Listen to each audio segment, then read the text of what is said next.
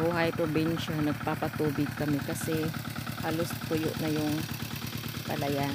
Yan, pinapatubigan namin yan lahat. Kaso lang, kunti na lang yung tubig. Yan.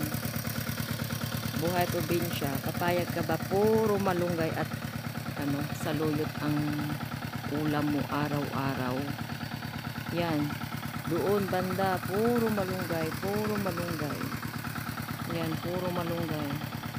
Ginagawa na lang namin ng pagkain sa baboy. Yan.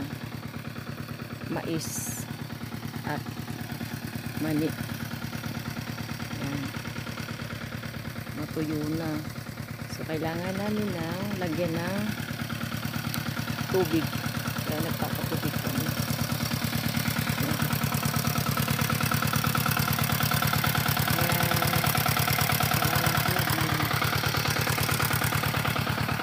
A day of my life in my province. Yan. Ayaw pa namin baboy, native na baboy. Manok. Kakapakain lang nila. Mga manok.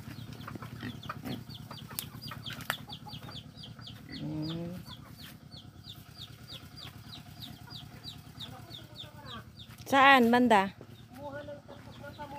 Ikaw hinintay ko, natakot ako dun. Ba't ka takot? Then, malapit na rin mga anak yung baboy namin. Native. Yan. Asan pa yung isa? Kakatapos lang nilang kumain. Hindi halata kasi mainit eh. Yan. Kakain na naman kayo. Ingat dito sa pala. Baka matusok ka. Hindi pa tapos. Wala ng tubig. Ubos na. Yan.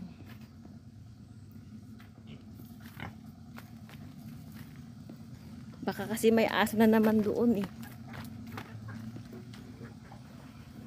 Tapos kakapanganak lang yung kambing namin. Yung baby. Yung mother niya. Ayan. So, pupunta ako sa kabilang bahay dahil maglilinis kami. Ayan. Nandito kami sa bukid namin. So, pupunta ako sa kabilang bahay dahil kukuha ako ng talbos ng kamote. Tara. Sama ko kayo dito. Yan ang palayan namin. Tuyo na. Sunid ang